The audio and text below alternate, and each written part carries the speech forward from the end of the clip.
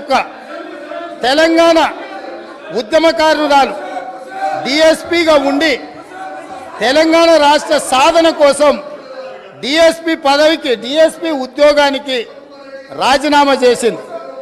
ఆ నళినికి తెలంగాణ రాష్ట్రం వచ్చిన తర్వాత పిలిచి ఈ రాష్ట్రం కోసం తెలంగాణ సాధన కోసం గ్రూప్ 1 అధికారిగా ఉండి నీ డిఎస్పీ ఉద్యోగాన్ని రాజీనామా చేసినావు.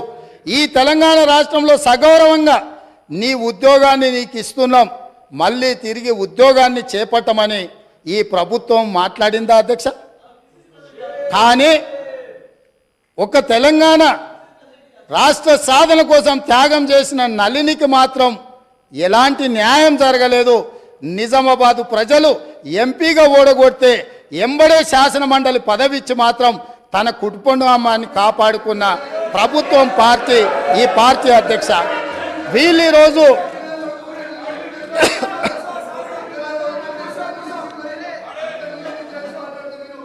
అదేవిధంగా అధ్యక్ష ఆ విషయాన్ని పక్కన పెడితే తెలంగాణ ఉద్యమంలో లక్షలాది మంది విద్యార్థులు ఉద్యమకారులు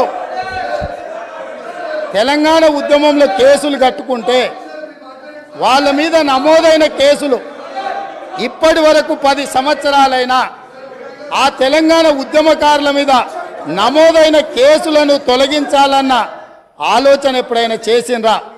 నేను ఈరోజు మీ ద్వారా అడగదలుచుకున్నా, ఈరోజు మీ ద్వారా తెలంగాణ ప్రజలకు నేను చెప్పదలుచుకున్నా. జూన్ 2, 2014 నాటికి తెలంగాణ రాష్ట్రం ఏర్పడే రోజుకు గౌరవనీయులైన మాజీ ముఖ్యమంత్రి వర్యులు కల్వకుంట్ల చంద్రశేఖరరావు గారు వారి కుటుంబ సభ్యుల మీద ఉన్న ఉద్యమ కేసు ఎన్ని? తెలంగాణలో లక్షలాది మంది విద్యార్థులు నిరుద్యోగ యువకులు